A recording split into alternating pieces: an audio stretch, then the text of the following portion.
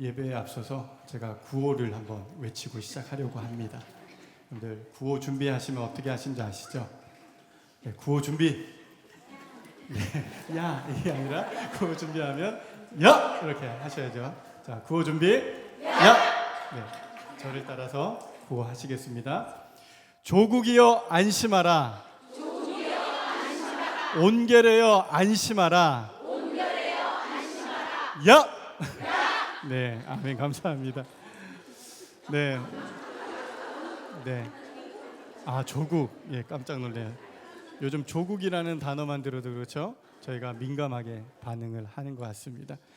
가나안 농군학교의 김용기 장로님 잘 아시죠? 네, 평생을 나라와 민족을 위해 기도하셨다고 합니다. 1975년부터 1975년 3월부터 매일 오전 4시에서 6시, 오후 4시에서 6시, 한 몇 시간이에요? 4시간. 하루에 4시간을 이 나라와 민족을 위해 기도하셨다고 합니다.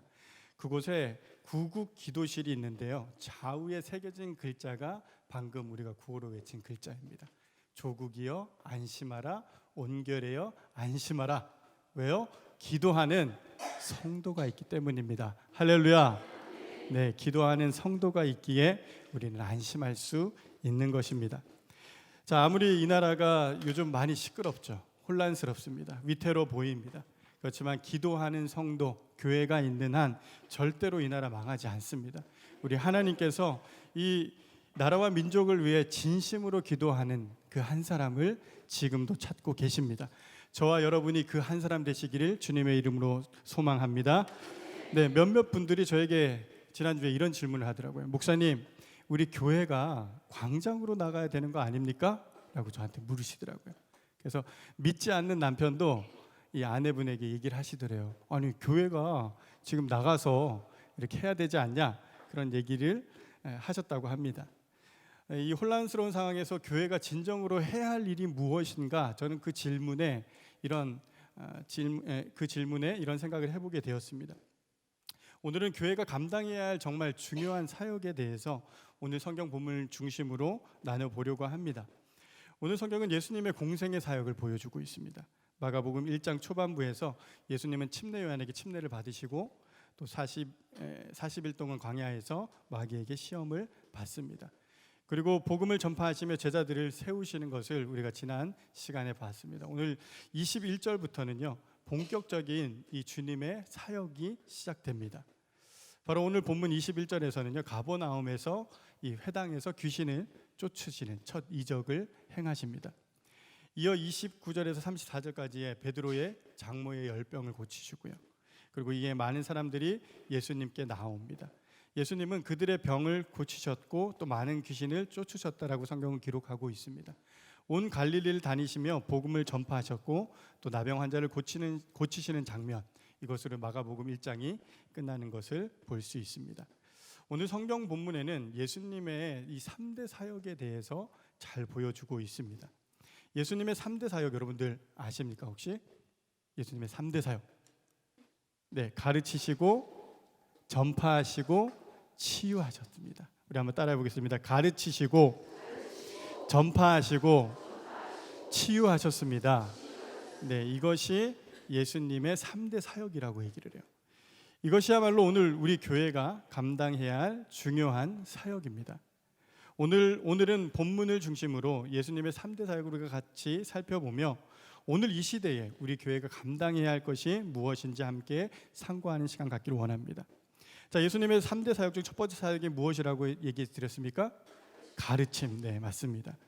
자, 예수님의 가르침, 오늘 본문에 나오는 예수님의 가르침은 권위 있는 가르침이었습니다. 자, 21절과 22절을 함께 보겠습니다. 그들이 가버나움에 들어가니라 예수께서 곧 안식일에 회당에 들어가 가르치시매 무사람이 그의 교훈에 놀라니 이는 그가 가르치시는 것이 권위 있는 자와 같고 서기관들과 같지 아니함일러라. 예수님께서 제자들과 가버나움이라는 곳에 오늘 들어가십니다. 이 가버나움은 갈릴리 바다 북쪽 해안에 위치한 마을이었습니다. 예수님의 사역의 상당수가 이 곳에서 이루어지는 것을 봅니다. 자, 가버나움은 신약 당시 로마 군대가 주둔하였고 그곳에는 세관이 있는 큰 성읍이었습니다. 여러분들이 잘 아시는 이 예수님의 제자 중 마태라는 사람이 이곳 가버나움에서 예수님의 제자로 부름을 받음을 볼 수 있습니다. 자, 예수님께서 안식일에 이곳 가버나움의 회당에 들어가서 가르치십니다. 그런데 예수님의 가르침에 사람들이 놀래해요. 자, 마가복음을 쓴 마가는 이 이유를 예수님의 가르침이 권위 있었다, 권위 있는 가르침이었다라고 설명을 합니다. 여기서 주목할 것은 예수님의 가르침과 서기관들을 대비시키고 있다라는 것입니다. 당시 서기관들은 율법을 기록하고 또 율법을 가르치는 교사의 역할을 했습니다. 이들은 당대에 막강한 영향력을 가졌어요. 권한을 가지고 있었어요. 그러나 그들은 부여된 그 권한에 걸맞지 않게 외식하였습니다. 그리고 백성들을 그릇되게 지도했다라는 것입니다. 사람들은 왜 서기관들보다 예수님의 가르침이 더 권위 있다라고 인정했을까요? 마가는 예수님의 가르치심을 능하신 행위와 또 연결짓고 있다는 사실을 우리는 성경을 통해서 볼 수 있습니다. 자, 이것이 분명한 핵심적인 차이예요. 자, 능하신 예수님의 그 행위. 자, 서기관들은 단순히 신학적인 내용을 이 백성들에게 가르쳤죠. 그리고 형식적인 종교 행위만을 그들에게 보여주었습니다. 이와 반면에 예수님은 전능하신 하나님의 능력을 나타내었다라는 거예요. 27절 말씀을 함께 보시면 다 놀라 서로 물어 이르되 이는 어찌미냐 권위 있는 새 교훈이로다 더러운 귀신들에게 명한즉 순종하는도다 하더라. 예수님께서 이 회당에 있던 더러운 귀신 들린 사람을 꾸짖습니다. 그래서 어떤 일이 일어납니까? 귀신이 쫓아나가요. 네. 자, 그곳에 있던 사람들이 예수님의 이 새 교훈의 권위를 인정하기 시작합니다. 예수님의 가르침이 권위가 있었던 이유가 무엇입니까? 그 이유는 바로 주님의 능력에 있었다라는 것입니다. 자, 더러운 귀신들에게 명령했더니 즉시로 순종했다라고 기록하고 있습니다. 즉 말뿐인 이 서기관과는 달리 예수님의 그 모습에는 그 섬김에는 가르침에는 하나님의 능력이 나타났다라는 것입니다. 사랑하는 성도 여러분, 우리의 신앙생활에서 하나님의 능력이 나타나고 있습니까? 바울 사도는 경건의 능력을 부인하는 자들을 피하라라고 말씀하고 있죠. 디모데후서 3장 5절 제가 읽겠습니다. 경건의 모양은 있으나 경건의 능력은 부인하니 이 같은 자들에게서 내가 돌아서라. 네, 어떤 모양이 있대요? 경건의 모양은 있대요. 그렇지만 그들은 경건의 능력을 부인하는 사람들이다. 경건의 능력을 부인하기 때문에 이런 사람들을 멀리해라, 피해라 라고 말씀하고 있는 것이죠. 자, 오늘 그리스도인들 중에서도 바울 사도가 경고한 이 경건의 모양만 남아있는 사람들이 있을 수 있다라는 거예요. 사랑하는 성도 여러분, 여러분들은 이 경건의 능력, 이 성경에서 말씀하고 있는 이 하나님의 능력, 이러한 능력들을 인정하십니까? 네, 아멘이시죠? 네, 경건의 능력이 있다라는 거예요. 제가 작년 이맘쯤에 구층 북카페에서 한 자매를 만났어요. 이 기간이 지금 우리 기간이 어떤 기간이에요? 새생명 축제 기간이잖아요. 그래서 그 자매를 놓고 우리 교구에서 또 한 집사님이 기도하고 있었습니다. 저에게 기도 요청을 했고 한번 만나달라고 해가지고 제가 그 구층 북카페에서 만났어요. 그리고 이 자매와 이런저런 얘기를 나누던 중에 자연스럽게 제가 복음을 전했습니다. 복음을 전하면서 제가 이런 얘기를 했더래요. 이제는 인생의 이 운전대를 자매님이 붙잡지 말고 예수님께 맡기고 조수석에서 편히 가시라, 이렇게 편안하게 가시라고 이렇게 얘기했던 것 같습니다. 자매가 그 얘기에 마음이 열린 것 같아요. 그러고 나서 교회에 출석하게 되었고 또 지금까지도 저와 성경 공부를 하고 있습니다. 개인적인 사정으로 작년 한 해 이제 휴직을 하시고 저와 이제 성경 공부를 같이 했었는데요. 이 성경 공부 중에 이런 얘기를 하는 거예요. 자기 직장에 신우회가 있는데 신우회가 자기를 전도하려고 많이 이렇게 접근을 했대요. 그런데 동료들과 그 신우회 사람들을 피해 다녔다라고 얘기합니다. 뭐 여러 가지 이유가 있었겠죠. 그 신우회의 평판이 그 직장 동료들에게 좋지 않았던 것 같습니다. 그런데 이제 복직을 앞두고 이 자매가 이런 고백을 하더라고요. 목사님, 제가 이제 복직을 하게 되는데 제가 신우회에 들어가려고 합니다. 그리고 그 신우회를 섬기는 신우회로 제가 바꿔보고 싶습니다. 할렐루야. 네, 이런 고백을 저에게 하는 거예요. 왜 그런 마음을 갖게 되셨습니까? 라고 얘기했더니 저희 교회에 이제 출석을 하시면서 믿음이 생기고 지난 여름에 저희와 아웃리치를 함께 했어요. 여름에 이천 씨앗교회에 가가지고 그 아이들을 섬기고 또 봉사하는 그 모습을 보면서 그리스도인은 저런 모습이구나라는 것을 그가 배웠다고 고백합니다. 그래서 이제는 자기도 신우회에 가가지고 그렇게 섬기고 싶은 신자가 되고 싶다라는 고백을 했습니다. 자, 말이 아닌 삶으로 가르치는 성도들, 권위 있는 가르침이 있는 교회, 바로 우리 여의도 침례 교회인 줄 믿습니다. 네, 사랑하는 성도 여러분, 말이 아닌 이 경건의 삶, 우리는 보여주었을 뿐이죠. 그런데 주님께서 우리에게 위임하신 권위로 우리는 그것을 가르칠 따름입니다. 우리가 가정에서, 일터에서, 양무리에서, 교회에서 우리의 경건한 삶은 100마디 말보다 어떤 형식보다 권위가 있다라는 거예요. 이러한 권위로 가르침을 받고 가르치시는 성도들 다 되시길 주님의 이름으로 축원드립니다. 자, 예수님의 3대 사역 중에 두 번째 사역이 무엇이었을까요? 네, 전파였는데 세 번째 사역이 뭐예요? 치유예요. 제가 두 번째는 뭘 보려고 할까요? 치유를 보려고요. 치유. 자, 30절과 31절, 제가 30절을 읽고요. 31절 여러분들이 읽어주십시오. 시몬의 장모가 열병으로 누워 있는지라 사람들이 곧 그 여자에 대하여 예수께 여짜온대.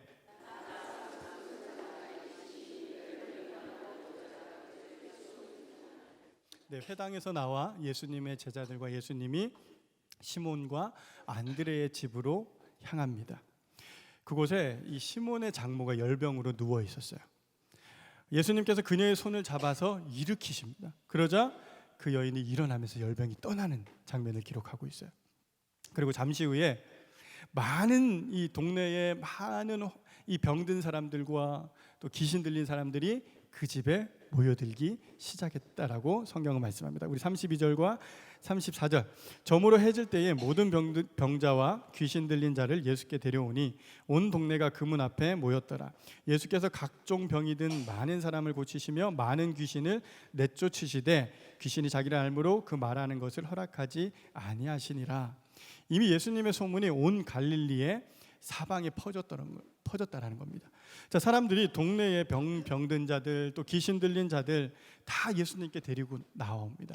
얼마나 사람들이 많이 모였는지 마가는 이런 표현을 써요. 온 동네가 그 문 앞에 모였더라. 여러분들 상상해 보십시오. 여러분들 집 앞에 온 동네 사람들이 다 모였다고 생각해 보세요. 얼마나 인산인해로 붐비겠습니까? 이에 예수님께서는 그 많은 각종 병이 든 많은 사람들을 고치십니다. 그리고 귀신을 쫓으십니다. 그러나 귀신들에게 뭐라고 얘기해요? 나에 대해서 말하는 것을 허락하지 않으셨다라고 기록하고 있습니다. 이처럼 예수님께서는 가는 곳곳마다 병든 자들과 또 귀신 들린 자들을 치유하시는 것을 볼 수가 있습니다. 이것이 예수님이 이 땅에 오셔서 했던 두 번째 사역이었어요. 자, 지난 봄에 제가 한 통의 전화를 받습니다. 집사님인데, 우리 교회 집사님인데, 목사님 부족은 어떻게 처리합니까? 라는 전화요. 그런 전화 받아보셨습니까? 전화를 받자마자 목사님 부족은 어떻게 처리합니까? 이렇게 얘기를 하는 거예요. 그래서 저도 그런 전화는 처음 받아가지고 도대체 왜 그러십니까? 라고 물었더니 전도한 자매가 이제 전도 복음을 듣고 이제 신앙을 갖게 된 거죠. 근데 집안에 딱 들어갔는데 이제 불교 집안이었어요. 온 집안에 이제 부적이 붙여져 있는 거예요. 근데 그 부적을 보는 너무 두려웠다라는 거예요. 그래서 이 집사님한테 전화해서 집사님 지금 너무 무섭습니다. 이 부적 어떻게 합니까? 라고 물었던 것 같아요. 제가 그 전후 사정을 모르고 그냥 그 뜬금없는 질문에 그냥 버리세요. 부적 어떻게 하냐고 그 전도한 집사님이 저한테 전화했을 때 그냥 버리세요라고 통화하고 뭐 더 해줄 말이 없었던 것 같아요. 근데 그 이후에 제가 그 본인 이제 당사자죠, 전도 받은 그 자매에게 얘기를 듣게 되었습니다. 그 자매가 그렇게 무서워하는 가정 가운데 그 집사님이 그 부적 가지고 나한테 오세요라고 해가지고 먼 거리를 운전해서 그 집안에 있는 부적들을 다 떼서 한 손에 움켜쥐고 또 한 손으로 운전하고 이렇게 왔다고 합니다. 그런데 그 움켜진 이 손이 너무 아프더래요. 부적을 잡고 있었던 그 손이 너무 아프고 막 아린다고 그러죠. 그래서 한 손으로 운전해서 겨우겨우 그 집사님을 만나서 그 부적을 건네주면서 집사님, 제가 집에서 이 부적을 떼어오는데 너무 팔이 아파요 라고 얘기하셨대요. 그래서 이 집사님이 제가 기도해 주겠다고 그렇게 기도를 했다고 합니다. 이 집사님이 기도를 하는데 그 자매의 표현으로는 그 박하향이 싹 퍼지듯이 이 팔이 싹 풀리더래요. 그 아픈 부위가 풀리고 즉시로 나음을 경험했다고 합니다. 할렐루야. 네, 제가 그 얘기를 듣는데 깜짝 놀랐어요. 이 집사님, 기도하신 집사님도 놀라고 기도받은 자매도 놀랬다라는 거예요. 하나님께서는 오늘날에도 하나님의 그 능력, 치유하심, 또 일하심을, 악한 영들을 쫓으심을 우리는 믿습니다. 아멘. 네, 이 성경 본문에 많은 사람들, 이 많은 병자들, 귀신 들린 자들 다 예수님께 데리고 왔다라는 거예요. 자, 이것이 오늘 우리 성도들이 감당해야 할 역할 아니겠냐라는 거예요. 예수님께 데려오는 것, 병들고 아프고 힘들어하는 그 영혼들 주님 앞에 데려오는 역할을 우리가 감당해야 되지 않겠습니까? 자, 어느 병원에 이런 문구가 있어요. We care, God cures. 이게 무슨 말입니까? 우리는 돌보고 하나님은 치료하신다. 네, 병원이 고친다는 얘기가 아니라 우리 병원에서는 당신들을 돌볼 뿐입니다. 이 치료는 누가 해주신대요? 하나님이 해주신다는 거예요. 자, 이것을 우리 교회에 적용을 해본다면 우리는 주님께 데려오고 우리 주님은 그들을 고치신다, 치유하신다. 자, 이러한 은혜가 우리 온 양무리와 교회에 임하길 주님의 이름으로 축원드립니다. 아멘. 자, 예수님의 세 번째 3대 사역 중에 세 번째 사역, 아까 뭐라고 얘기했습니까? 전파. 네, 치유 다음에 이제 전파를 같이 보겠습니다. 우리 38절인데요. 우리 38절 한 목소리로 봉독하겠습니다. 시작. 이르시되 우리가 다른 가까운 마을들로 가자. 거기서 전도하리니 내가 이를 위하여 왔노라 하시고. 자, 예수님의 소문을 듣고 많은 사람들이 정말 구름대처럼 모여듭니다. 예수님께서는 제자들과 다른 가까운 마을로 가기를 원하셨어요. 자, 이 지역에 찾아온 많은 인파로 예수님의 사역에 지장이 있었기 때문이라는 거예요. 지난주에 여의도에 불꽃 축제가 있었죠. 제가 뉴스를 보니까 기사를 보니까 올해는 조금 이게 적게 모였다라고 하는데 한 100만 정도 인파가 모였다고 합니다. 몇 년 전에 제가 한 200만 명 정도 모였던 그 여의도에서 이제 집을 가려고 나가는데 제 자력으로는 못 나가겠더라고요. 휩쓸려 가더라고요. 이렇게 그러면서 한 사람이 이제 도로를 탁 들어가니까 많은 사람들이 도로를 이렇게 걷는데 차들이 지나가지 못하는 것들을 보게 됐습니다. 물론 뭐 당시에 이런 인파는 아니었겠지만 예수님도 많은 인파 속에서 이 전도 사역을 감당하시기 어려우셨다라는 거예요. 지장이 있으셨다라는 거예요. 그래서 다른 가까운 마을로 가기를 원하셨던 것입니다.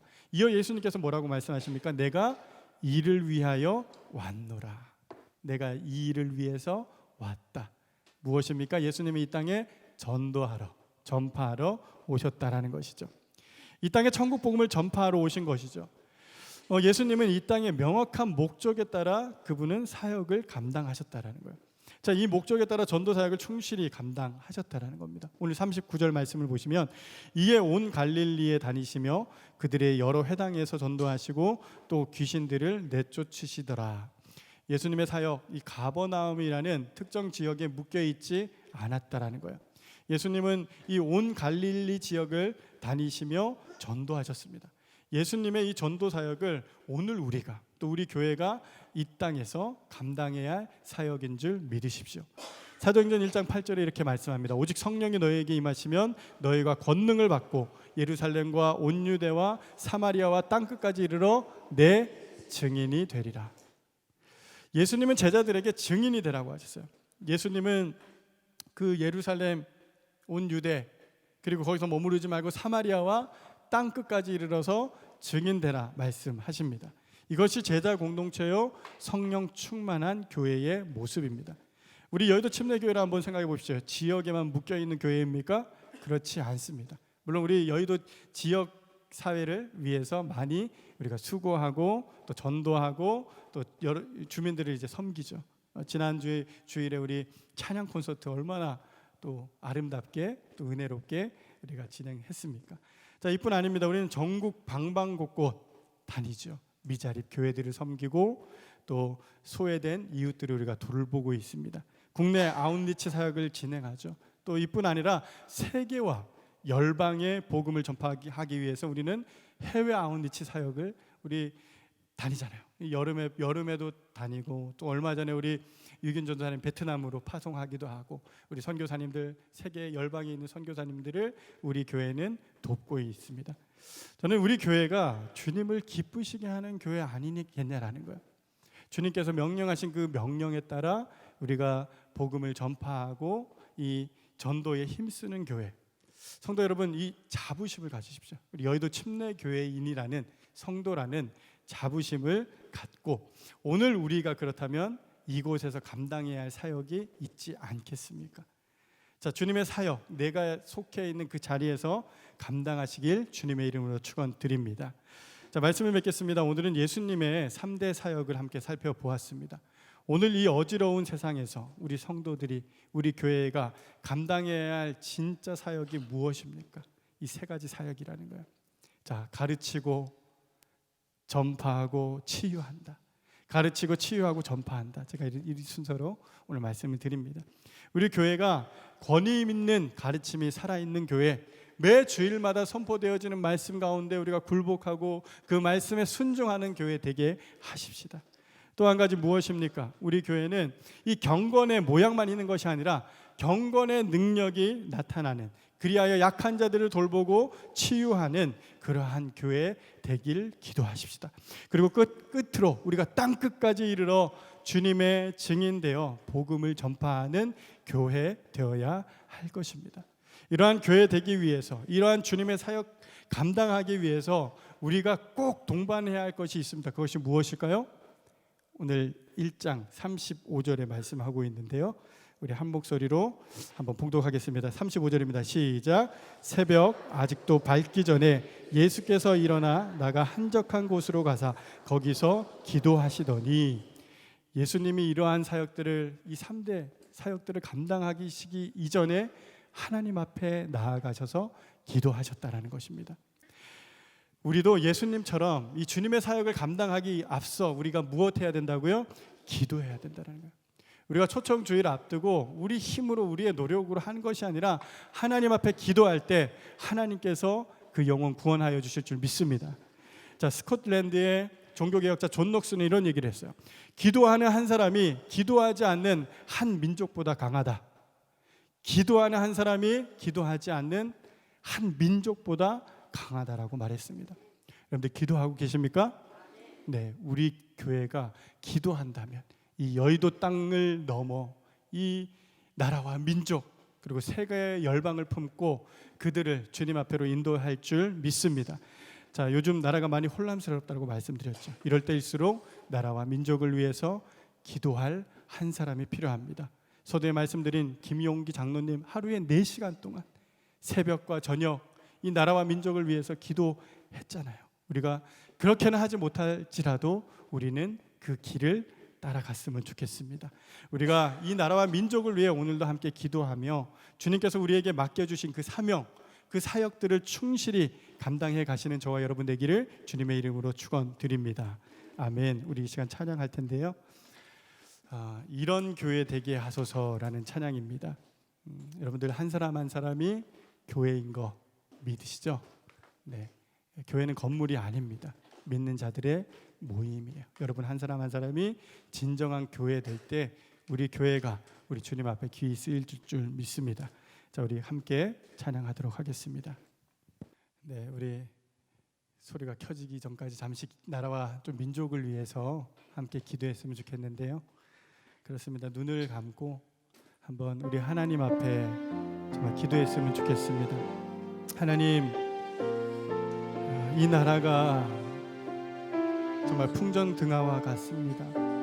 세계 열국 가운데 또 이 나라 안에 있는 내부적인 갈등과 분열로 인해서 어려움이 있습니다. 이 나라를 불쌍히 여겨주시고 주님께서 이 나라를 세워주시고 이 나라가 주님의 뜻이 이루어지는 귀한 나라 되게 해달라고 우리 합심해서 기도하도록 하겠습니다.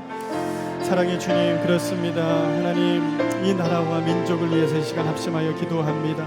하나님 아버지, 이 나라 정말 주님이 원하시고 뜻하시는 그러한 나라 되기를 원합니다.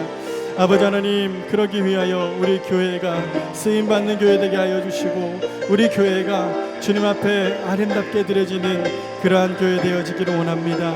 하나님, 우리 성도로서 또 성도의 사명들, 그 사역들 감당하는 저희들 되게 허락하여 주시옵소서. 아버지 하나님, 이 예수님의 그 사역을 우리가 이 땅에서 또 실현하고 추구하게 하여 주시고, 또한 하나님, 죽어가는 그 영혼들을 바라보며 믿음으로 나아갈 수 있는 저희들 다 될 수 있도록 주님 축복하시고 인도하여 주시옵소서.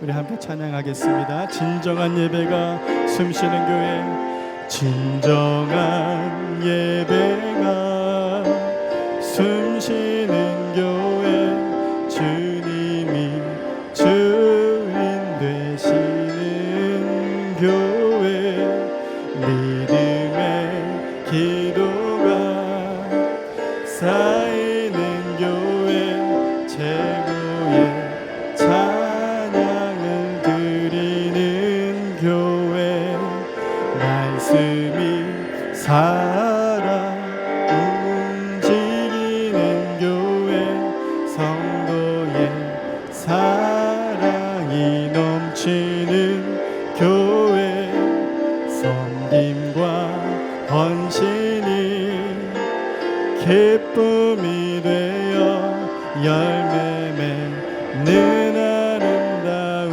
교회, 주님의 마음 닮아서, 주님의 마음 닮아서 이웃을 사랑하는 교회, 주님의 영광을 위해서, 주님의 영광을 위해서 빛 되신 주님 전하는 교회, 사랑의 불꽃이, 사랑의 불꽃이 활짝 피어나 날마다 사랑에 빠지는 교회, 주께서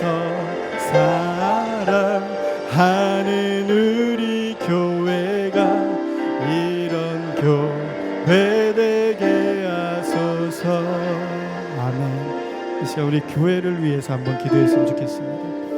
우리 교회가 진정한 예배가 숨쉬는 교회 되게 해달라고, 기도가 쌓이는 교회, 최고의 찬양을 드리는 교회, 말씀이 살아 움직이는 교회 되게 해달라고, 또 이 사랑이 흘러넘쳐 이웃과 이 민족을 섬기는 그런 교회 되게 해달라고, 특별히 이번 주 토요일에 있는 우리 태신자들 이 초청잔치에 많은 영혼들, 잃어버린 영혼들이 나와 주님 만나는 귀한 은혜의 시간 되게 해달라고 합심하여 기도하신 후에 제가 마무리 기도하도록 하겠습니다. 기도하겠습니다. 사랑의 주님, 우리 여의도 침례교회가 정말 하나님 진정한 예배가 살아있는 하나님 그러한 교회 되게 하여 주시고, 믿음의 기도가 쌓이는 교회 되게 하여 주시옵소서. 최고의 찬양을 드리는 교회 되게 하여 주시고, 이 말씀이 살아 움직이는 우리 성도가의 사랑이 넘치는 교회 되게 하여 주시옵소서. 하나님 아버지, 이 아름다운 교회 이웃을 섬기게 하여 주시고, 이웃을 사랑하며 빛 대신 주님을 전하는 그러한 교회 되게 하여 주시옵소서. 특별히 하나님, 우리 토요일에 배신자 초청잔치를 앞두고 있습니다. 하나님, 잃어버린 그 영혼들 주님 앞에 나와 구원 얻는 귀한 은혜를 허락하여 주시고, 하나님 이 말씀에 그 권세가 살아 그들을 움직이고 구원하는 그러한 은혜의 시간 될 수 있도록 주여 축복하여 주시고, 순서마다 주님 함께하여 주시기를 주님 앞에 간구하고 기도합니다.